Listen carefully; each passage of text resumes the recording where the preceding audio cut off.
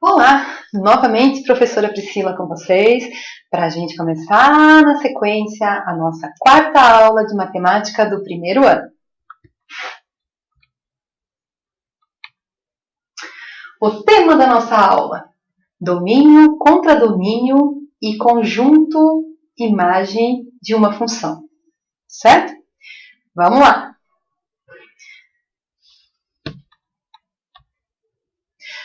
F é uma função de A em B, tá? Então, a função F, ela é uma função que você tem de novo lá, o conjunto dos elementos do conjunto A e uma série de elementos do conjunto B.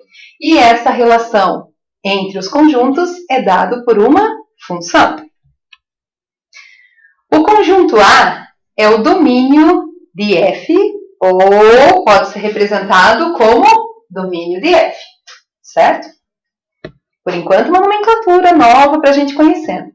E o conjunto B é chamado contradomínio de F, ou CD da função F, tá? Então, aqui é uma designação matemática que a gente dá para domínio e contradomínio, tá certo? O que significa isso? Que para cada elemento X que pertence ao conjunto A, o elemento Y que pertence ao conjunto B chama-se imagem de X pela função F. E o representamos por F de X. Assim, a gente vai ter que Y, para a gente poder descobrir o valor de Y, a gente vai ter sempre quem? Uma função de X, do elemento que está no conjunto A. O conjunto imagem é uma função representada por imagem do conjunto F, tá certo? Tá certo, professora. Mas aí entra aquela questão assim. Eu trouxe uma outra definição de domínio, tá? Então, domínio pode ser dito assim: conjunto de valores possíveis das abscissas, que são os valores de X, tá? Ou seja, é a região do universo em que a função pode ser definida, tá? Então, essa é mais uma definição. Imagem. Imagem é o conjunto de valores das ordenadas, no caso do conjunto Y, tá? Resultantes da aplicação de uma função. Então, vamos ver como é que se dá tudo isso. Então, tá aqui, ó. Isso tudo que a professora falou é o quê? Eu tenho um conjunto A e tenho um conjunto B. Todos os elementos do conjunto A têm uma relação no conjunto B, né? Satisfaz a condição de função, tá certo? Então, quem que vem ser o nosso domínio? O domínio da função F, a gente acabou de ver ali que ele é representado pelos valores do conjunto A, ou os elementos X do conjunto A, tá certo? Então, quem que é o meu domínio aqui? 0, 1, 2 e 3. Sempre vai ser assim? Sempre vai ser assim. O domínio vai ser representado pelo conjunto, tá? Que tem os elementos X, certo? Nesse caso, o nosso conjunto A. E quem que é o nosso contradomínio? O nosso contradomínio são os elementos formados no todo o conjunto B, tá certo? Então, quais são os elementos que formam o conjunto B? No caso, agora vai ser o nosso contradomínio. 0, 1, 2, 3, 4, 5 e o 6. Correto? Então, esse é o nosso contradomínio da função.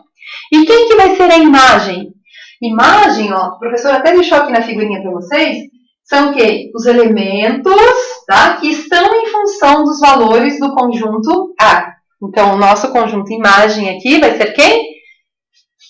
0, 2, 4 e 6, tá? Então, essa é uma representaçãozinha, né?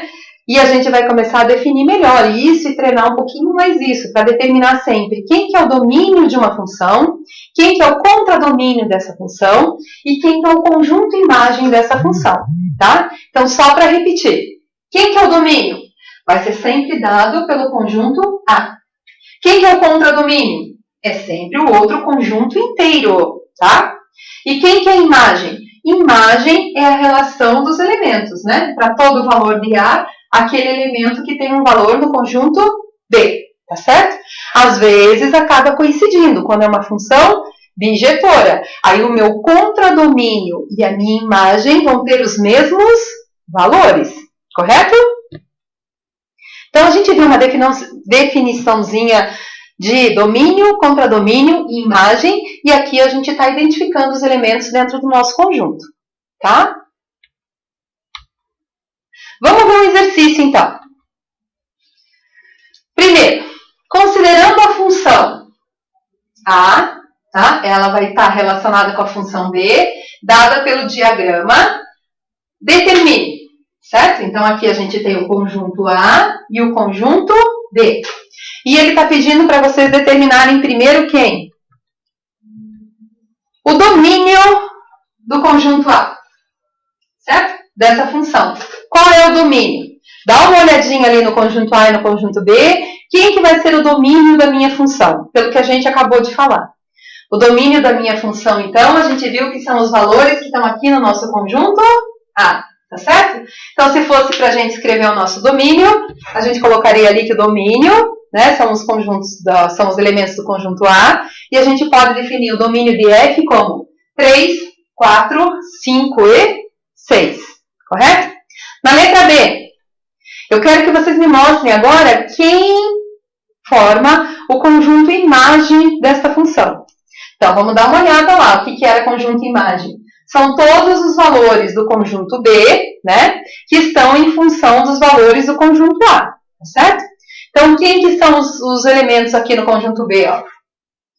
O 3 está relacionado com 1, o 4 está relacionado com 1, o 5 está relacionado com 7 e o 6 está relacionado com o 3. Então, quando tiver relação direta dos valores, a gente vai ter o conjunto imagem. Portanto, o conjunto imagem, ele vai ser formado por quê? Pelos elementos 1, 3 e 7. E o 5, professora? O 5 não tem relação, então ele não faz parte do conjunto imagem, tá? É isso que a gente precisa prestar atenção, beleza? E quem que é o meu contradomínio? Se eu tivesse o contradomínio aqui, seriam todos os elementos do conjunto B, tá? Essa é a diferença do conjunto imagem para o conjunto contradomínio, beleza? Então, vamos escrever o contradomínio aqui, ó. Achei que pudesse ter mais uma alternativa. Então, vamos fazer aqui, ó, alternativa C. Então, eu escrevo o contradomínio dessa função f, certo? Então, o contradomínio seria quem aqui? O conjunto 1, 3, 5 e 7. Viram onde? Opa, coloquei parênteses, agora vamos continuar aqui, tá? Então, olha a diferença do contradomínio da imagem e do domínio dentro desse exemplo na nossa função. Belezinha? Vamos ver então um próximo exemplo aqui, ó. Eu quero que vocês respondam ali na letra C, com base nisso que a professora está falando, a função 4, tá? Quando eu tiver o x com o valor do 4, qual o elemento que está representado no conjunto B, né? Tá aqui, ó. Tá certo? Então, quando eu tiver f de 4, o que eu vou fazer aqui? Aonde eu tiver o x, a gente vai colocar o valor 4. E para o valor 4, a gente tem uma relação direta com o valor 1, tá certo? Então, a resposta para a letra C ali seria f de 4 igual a 1. É a relação direta entre os conjuntos, tá? Que formam a minha função. Na letra D, eu vou até apagar aqui embaixo agora, que a gente não precisa mais do contradomínio, né? Achei muito legal apagar a televisão. Muito joia. Na letra D. Eu quero saber o valor de y quando o x vale 5. Tá certo? Então, o que eu vou fazer aqui? Ó? Olha o meu x valendo 5 aqui. Né? Então, quando o x vale 5, qual que é a relação direta do valor de y? Tá ali, ó. Quando o x vale 5, o valor de y vai ser igual a 7. Tá? Então, o y vai valer 7. Então, viram como às vezes não é difícil a gente interpretar as questõezinhas de função? É só a gente entender que sempre você vai ter um conjunto de números e que esse conjunto de números, através de uma função, vai ter relação direta com um outro conjunto numérico, tá? E a gente às vezes só precisa fazer essa leitura. Vamos dando sequência aqui. Na letra E, eu quero saber o valor de x quando y vale 3. Então, agora, em vez da flechinha sair nesse sentido, a gente vai ver aqui, ó, quanto vale o y? 3. Seguindo na direção, quanto vai valer o x aqui? Só pode valer 6, tá certo? Então, a resposta para esse segundo exemplo ali, ó, estaria x igual a 6. Corretinho? Isso tudo a gente está vendo só de interpretar essa função, tá? E o outro aqui é f de x igual a 1, tá certo? Então, o que é f de x igual a 1? Aonde eu tiver, porque a gente pode representar o f de x por y.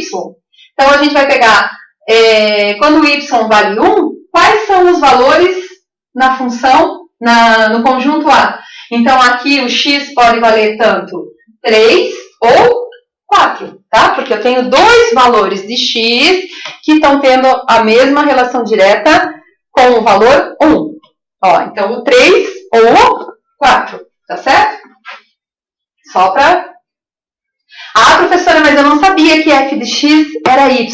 Então, volta lá na nossa primeira aula que a gente começou a falar um pouquinho sobre função, tá? Você pode representar a função tanto por y igual a um determinado valor, ou f de x igual a um determinado valor, tá certo? Bom, o próximo exemplo aqui. Considere a função A e ela vai estar para a função B.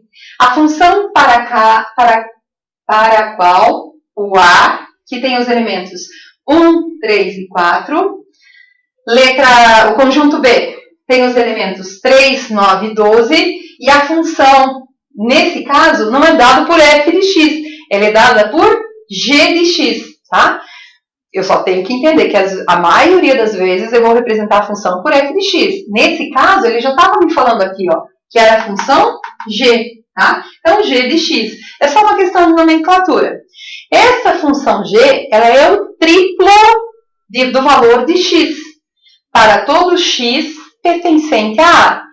E, professora, já me perdi. Então, o que ele está falando aqui, ó? Que g de x vai ser igual a quê? O que é o triplo mesmo? Triplo é 3 vezes o valor de x, tá certo? Então, para cada valor que eu tiver no conjunto A, né, que é representado por um valor de x, você vai multiplicar esse valor por 3, e esse número é o número correspondente no conjunto B, tá? Então, vamos ver ali, ó. Primeira coisa, com relação àquele exercício, eu quero que a gente construa primeiro o diagramazinho. O que é o diagrama? Nós vamos colocar todos os elementos dentro de um modelinho, tá? Então, vamos lá. Então, nós temos o conjunto A, que tem os elementos 3, 1 e 4. E o conjunto B, que tem os elementos 3, 9 e 12, tá? Da onde que a professora tirou esses elementos aqui, ó? Vamos voltar ali. Desses elementos que estão aqui na questão, tá certo? Então, a gente está construindo o diagrama desses dois conjuntos, conjunto A e conjunto B. Ele me diz que a função que representa esse conjunto, ela é dada por quê? Cada valor de y, a gente descobriu através dessa função, 3 vezes o valor de x, tá? Será que isso é verdadeiro? É só a gente substituir aqui, ó. Primeiro valor de x, quando x vale 1, 3 vezes 1, 3. E assim a gente consegue montar o nosso diagrama das flechinhas, tá? Então, quando x vale 1, o valor em y vai ser 3. Quando x vale 3, 3 vezes 3, o valor em y vai ser 9. E a última ali, quando x vale 4, 4 vezes 3, o valor em y vai ser 12. Tá certo? Então, nessa primeira questão, eu só queria que vocês construíssem no caderno, né, o diagrama para a gente relembrar, tá certo? Que muitas vezes a gente vai precisar trabalhar com o diagrama, que fica até mais fácil da gente entender a função, tá? Esses primeiros exemplos a professora está fazendo com vocês para realmente ter como exemplo, beleza? Claro que vocês vão ter uma lista de exercícios para vocês poderem montar, e daqui a pouco a gente vai ter alguns exercícios que eu deixo vocês tentarem fazer sozinhos, tá? Na letra B, eu quero que a gente determine quem, ó. O que é esse D em função de G aqui? É o nosso domínio, tá? Então, quem que era o domínio mesmo? Domínio são todos os elementos do meu conjunto A. Então, quem são os elementos do nosso domínio aqui? Olhando para o meu conjunto A, o 1, o 3 e o 4. Então, tá aqui, ó, o nosso domínio de G, né, conforme ele está pedindo, vai ser formado pelo número 1, 3 e 4. E o nosso contradomínio de G? Quem que é o contradomínio mesmo? Contradomínio vão ser todos os elementos do meu conjunto B, tá? Então, o meu contradomínio tá ali, ó, 3, 9 e 12, correto? E o meu conjunto imagem de G? Olha que legal esse exemplo que está aqui no quadro. Esse exemplo que está aqui no quadro agora, a gente consegue ver que o contradomínio e a imagem têm os mesmos elementos, né? Porque quem que é o nosso conjunto imagem? O nosso conjunto imagem é formado pelo número 3, 9 e 12. O que é o nosso conjunto imagem mesmo? São todos os números no conjunto B que a gente descobriu através da nossa função, tá? Que tem relação direta com o conjunto A, tá bom? Não é uma questão difícil, né? Facinho da gente olhar. Bom, então domínio, contradomínio e imagem é a gente poder nomear quem são esses elementos dentro do nosso conjunto, tá? Um outro ponto bem importante dentro de função, e acho que o estudo da função vem muito nessa questão, para a gente poder aprender como montar esse tipo de situação, tá? Então, o que a gente vai ver agora aqui? A gente vai ver o que são coordenadas cartesianas, certo? Coordenadas cartesianas. Será que a gente já ouviu falar nisso alguma vez? E eu acredito que sim, né? Como a professora também já deu aula para os anos iniciais, para o fundamental, a gente sabe que a gente vê isso lá desde o sexto ano. A gente está vendo gráfico, construção de gráfico, que são as coordenadas cartesianas. E às vezes vê isso em geografia, às vezes vê isso, né, dentro da matemática, tá? Então, o que são as coordenadas cartesianas? As coordenadas cartesianas foi uma forma de a gente planificar alguns dados matemáticos, correto? Então, definição. Um sistema de eixos ortogonais é constituído por dois eixos perpendiculares, que a gente vai chamar de OX e OY, que têm a mesma origem, né? Sistema de eixos ortogonais. Eixos ortogonais, eixos perpendiculares, tá certo? Que formam ângulos de 90 ali, né? Então, a gente vai relembrando alguns conceitos da matemática aí, tá certo? Então, coordenadas. Vamos voltar ali, ó. Dentro das coordenadas cartesianas, a primeira situação, então, para a gente definir. É um sistema de eixos, né? Então, tem mais de um, tá? É constituído por dois eixos, nesse caso aqui. Um eixo que a gente vai chamar de OX e um eixo que a gente vai chamar de o OY. E eles têm a mesma origem no centro de origem, tá? Então, onde eles se cruzam. Os eixos ortogonais dividem o plano cartesiano em 4 regiões, que a gente vai começar a chamar de quadrantes, tá? Vocês viram que está em negrito ali, porque é uma coisa importante da gente estar relembrando. Na ordem indicada a seguir. Então, como que a gente representa ali, ó? E o ponto P desse plano, para qualquer ponto P que a gente coloque nesse plano, a gente diz que os números A e B são coordenadas cartesianas do ponto P. E que a abscissa, certo? Tem o valor A e a ordenada tem o valor B. Então, vamos ver o que é isso daqui no nosso desenho, ó. Então, aqui a gente tem o eixo, tá? Ortogonal, que a gente viu ali atrás, formando um plano cartesiano. E a gente está vendo que ele era dividido em 4 quadrantes, tá? E a ordem dos quadrantes é essa que está no slide, né? Então, a gente vai chamar eixo X, OX, e o eixo OY, tá? E daí a gente tem aqui primeiro quadrante, segundo quadrante, terceiro quadrante, quarto quadrante, certo? Essa é uma linguagem universal, gente. Então, todo mundo aprende todos os quadrantes, né? Eu costumo falar assim, ó. Desde que a gente sabe se localizar num plano cartesiano, a nossa vida melhorou muito, né? Para as grandes navegações, para o sistema de astronomia, a gente consegue fazer mapas, né? Dentro desses quadrantes que a gente tem ali, tá certo? E assim a gente consegue definir um ponto qualquer onde você está. Você sabe a tua localização. O sistema de GPS, gente, ele trabalha muito com essas coordenadas cartesianas, tá? Por quê? Porque você sempre vai ter 3 pontos, né? É o nosso próximo exemplo aqui, ó. Pensa que eu marquei um ponto aqui.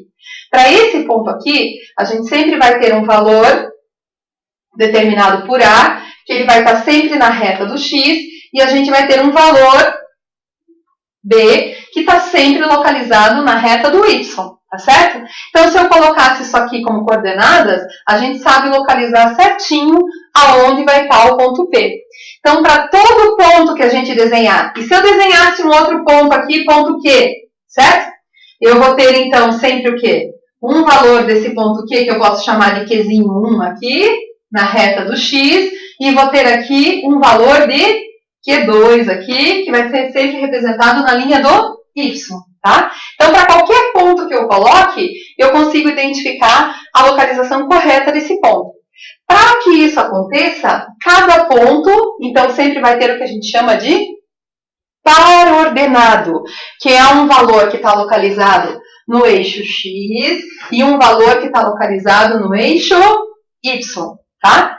E olha que bacana também, a gente consegue saber qual o quadrante que ele está localizado, né? Então, os valores de x no primeiro quadrante, está aqui embaixo, ó. Para todo valor de x aqui no primeiro quadrante, o x vai ser maior ou igual a 0, tá certo? Então, são valores positivos, né? E o valor de y também é maior ou igual a 0, tá? Então, tanto o valor de x quanto o valor de y tem que ser positivo. No segundo quadrante aqui, no segundo quadrante, o nosso valor de x vai ser menor ou igual a 0, certo? Então, o que é um valor menor que 0? Valor menor que 0, a gente representa em matemática como valores negativos, tá certo? Então, é esse valor no segundo quadrante. Então, a gente pode afirmar que no segundo quadrante, os valores de x vão ser negativos. E os valores de y? Positivos. No segundo quadrante, tá certo? No terceiro quadrante, o x também vai ser menor ou igual a 0, e agora o y também. Então, os números, qualquer ponto aqui no terceiro quadrante, ele teria o valor de x negativo e o valor de y também negativo, tá certo? E no quarto quadrante? Bom, no quarto quadrante, o que a gente vai ter aqui, ó? A gente vai ter aqui o x positivo, tá? Maior ou igual a 0, e o y vai ser negativo. E daí a gente pode brincar, né? Poderia dar para vocês ali vários valores para vocês tentarem ir traçando, tá?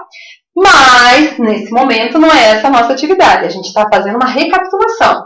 Quem tem dificuldade em lembrar dessa questão do plano cartesiano, gente, eu vou começar a trazer dicas para vocês começarem a relembrar algumas coisinhas lá no fundamental, tá? Então, comecem a dar uma olhada que isso é bem importante dentro do estudo das funções. A gente saber identificar um ponto, a gente saber se esses valores são positivos e negativos, porque a gente está caminhando, tá? Para como que através de uma função a gente consegue fazer a representação gráfica desses valores, tá certo? Então, aqui agora a gente terminou de ver que cada um dos quadrantes tem a sua particularidade com relação aos valores que determinam esse ponto, tá? Determinando-se um conjunto de pontos é o gráfico de uma função. Foi o que eu acabei de falar para vocês, né? A gente está relembrando o plano cartesiano, porque o que a gente vai relacionar agora? Eu vou dar uma função para vocês e a gente, através dessa função, vai determinar qual é o gráfico dessa função, tá certo? Então, como que a gente vai fazer isso? Já estudamos que para ter uma função de A pertencente ao conjunto dos números reais, tá? A cada x pertencente a A deve corresponder um único valor de y pertencente aos números reais, tá? Geometricamente, isso significa que qualquer reta perpendicular ao eixo AX que intersecta o gráfico deve fazê-lo em um único ponto, tá? Então, a gente não vai poder ter dois pontos, ter uma reta com dois pontos diferentes. Então, aqui está a primeira vez que a gente está vendo um gráfico de uma função, tá certo? Então, para todo valor de x, né, do AX aqui, a gente vai ter um único ponto. Para todo valor de x, a gente vai ter um único ponto. Para todo valor de x, a gente vai ter um único ponto. Mas vocês estão vendo que aqui esse tracejado é porque a gente desenhou o quê? Uma reta perpendicular e paralela ao eixo Y. E assim a gente consegue determinar os nossos pontos, tá? Vocês têm visto ultimamente na televisão um gráfico bem parecido com esse, né? Mas vamos deixar isso de lado, tá? Ninguém gosta muito dessa situação. Mas é o crescimento da nossa curva, tá certo? Então, ó, é aquilo que a professora já tinha comentado. As funções, elas são usadas em diferentes áreas, né? Então, a gente vai fazendo essa relação agora, tá? Um outro exemplo. Vamos ver. Para todo valor que eu tenho em x, eu tenho um único ponto. Se eu tiver dois pontos, ó, eu não consigo traçar uma única reta. Então, esse é o problema. Na letra A, a gente consegue estar traçando, né? E na letra B, eu não posso ter uma função determinada por um valor de x com dois pontos, tá certo? Então, um seria correto, é o gráfico de uma função, e na letra B a gente não tem o gráfico de uma função, tá?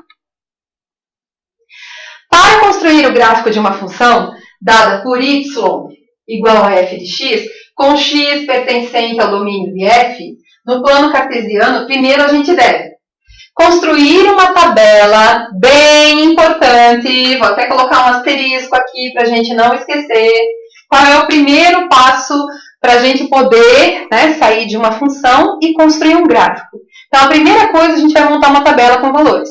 Que tabela de valores é essa? Lembra que eu falei nos slides anteriores?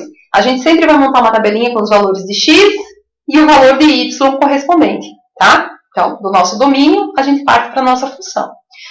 Associar um ponto do plano cartesiano ao par ordenado, né? Porque cada ponto do meu gráfico ali, a gente vai ter que marcar sempre quem? Um valor de x e um valor de y, tá? E para isso a gente precisa da nossa tabelinha. Marcar um número suficiente de pontos até que seja possível esboçar o gráfico da função. Marcar um número suficiente de pontos. A gente não consegue determinar se a reta vai para cima, para baixo, para o lado, com um único ponto, com um único valor de x, tá? Então, a gente sempre usa no mínimo o quê? No mínimo 3 pontos, para a gente poder saber qual é a direção dessa reta, tá?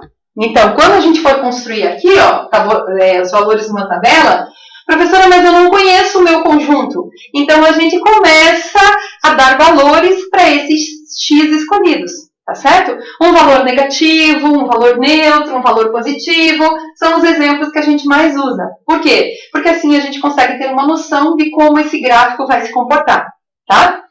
Então, a gente atribui valores, certo? No número suficiente, de no mínimo 3. Menos que 3 valores a gente não consegue definir. E às vezes a gente precisa até de mais valores. Quanto mais valores a gente colocar, mais correto vai ficar o nosso gráfico. Tá certo? Vamos ver então como é que fica. Primeiro exemplo. Eu quero que vocês tentem montar o gráfico de uma função, tá? Uma função dada por números reais, né? E ela é dada por f de x igual a 2x mais 1. Como, nesse caso, o domínio pertence aos números reais, vamos escolher alguns valores arbitrários para determinar o valor de y, tá? Então, tá aqui, ó. Vou montar a nossa tabelinha. Então, aqui eu tenho os valores de x. E daí eu tenho a minha função, que vai determinar o meu valor de y, tá? f de x é igual a y, como a gente já tinha visto. Para a gente descobrir o valor de x, ele me dá essa função. 2 vezes o valor de x mais 1. Então, esse menos 1 aqui de x, fui eu que escolhi, tá certo? Lembra que eu falei para vocês? Ó, não tá dando para ver lá no slide, mas é menos aqui, tá? Eu consigo ver o menos, vocês não. Então, arrumem lá, por favor. Então, aqui, vou colocar o primeiro valor para x aqui, negativo. Então, quando x vale menos 1, qual vai ser o valor de y? Então, eu vou substituir aqui, ó. Onde tem x, eu vou colocar menos 1. 2 vezes menos 1, menos 2. Menos 2 mais 1 vai ficar menos 1, tá? Então, já vamos vendo isso. Segundo valor, eu disse para vocês sempre no mínimo 3 valores, tá? Então, o segundo valor que eu vou pegar aqui é o 0, né? Quando x vale 0, quanto vai valer o y? Substituindo na minha função, encontro que o y vai valer 1. E o próximo número que eu peguei aqui, x igual a 1. Substituindo na minha equação, 2 vezes 1, 2, mais 1, 3. E assim eu consegui montar a minha tabelinha de valores, tá? Então, vamos ver o que a gente vai montar aqui.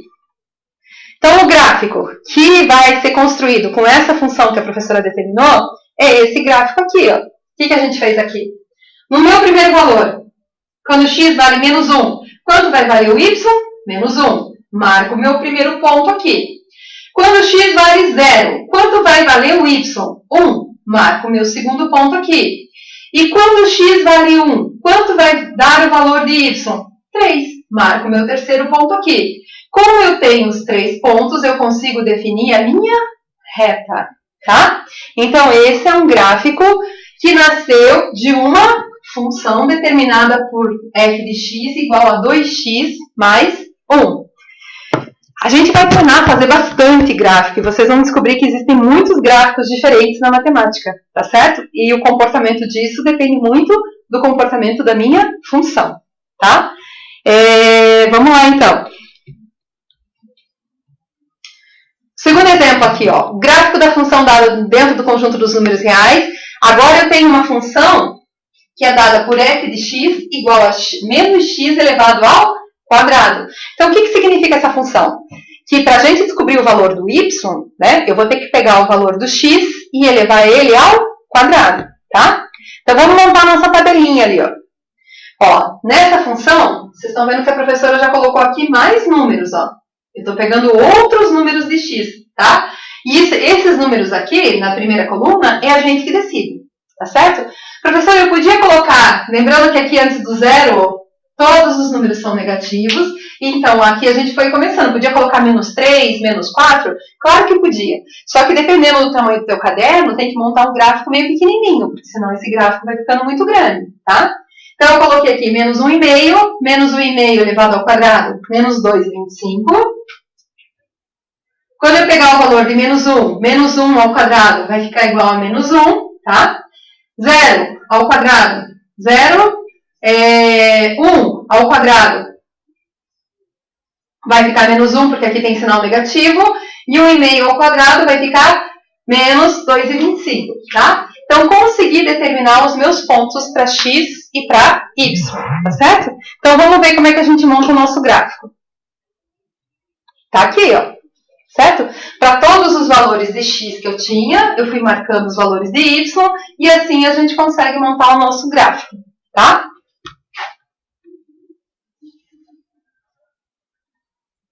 E daí a gente, para terminar, vai ver aqui o que, ó. Existe sempre o que a gente começa a falar das funções, quando ela é crescente e quando ela é decrescente, tá? O que é uma função crescente?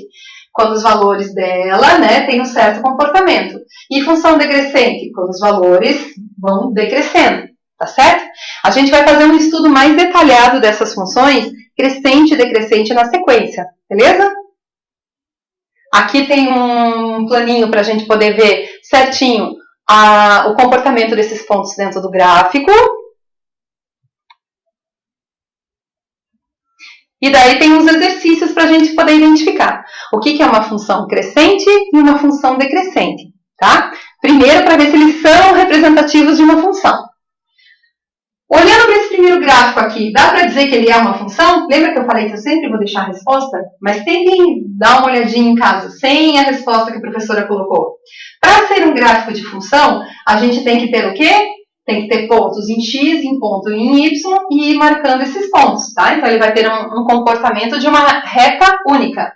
Então, aqui é função, no segundo aqui também é função, no terceiro também é função. E esse último gráfico aqui que forma uma elipse é função? Claro que não, tá, gente? A gente acabou de falar para vocês que para ser uma função, a gente tem que ter uma única linha que não se cruze, tá? E o que está acontecendo com essa linha aqui? Está formando uma parábola, então não representa uma função, tá certo? Eu vou deixar mais exemplos aqui para vocês darem uma olhada. Tem aqui, ó, um exercício para vocês tentarem montar os gráficos em casa, tá? E depois, na última aula, a gente pode até mostrar alguns desenhos aqui de como que ficariam cada um desses gráficos aqui, tá certo? E bem rapidinho, para a gente poder terminar, vamos tentar ver se a gente entendeu um pouquinho o que seria o domínio e o contradomínio dentro da função. Dada uma função f de x, 2x menos 3, tem ali o domínio e o contradomínio composto pelos números naturais de 1 a 10. Qual das opções abaixo representa o conjunto imagem? Então, o que a gente teria que fazer nessa questão aqui? Marcar os diagramas e ver quais os números que têm relação, tá? Só substituindo os valores do domínio dentro daquela nossa função. 1, 2, 3 e vamos ver quem consegue responder. Vou dar um minutinho. Vamos ver quem consegue saber qual é o conjunto imagem dessa função.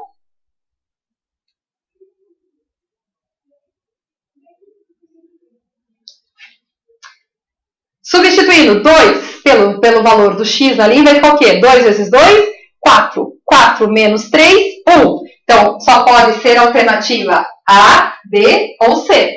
Vamos pegar o segundo valor de x ali. Quando x vale 3, substituindo dentro da função. 2 vezes 3, 6. 6 menos 3, 3. Então, agora só pode ser a letra A e a letra D. E pegando o último valor de x, vamos substituir ali no lugar do x. Então, 2 vezes 4, 8. 8 menos 3, 5. Então, a alternativa correta, a letra A. O que a gente fez, então? Só pegou os valores do domínio e substituiu no x, tá? Assim, a gente encontra o nosso conjunto imagem. Número 2. Quando plotamos um gráfico, utilizamos um plano cartesiano. Nele, o eixo das ordenadas equivale ao x, enquanto o eixo das abscissas corresponde ao y. Essa afirmação é verdadeira ou falsa? A professora comentou ali atrás. Quem prestou atenção? Um tempinho para pensar. Quem que é o eixo das abscissas? Quem que é o eixo das ordenadas? Vamos lá? 1, 2, 3 e... Quem respondeu?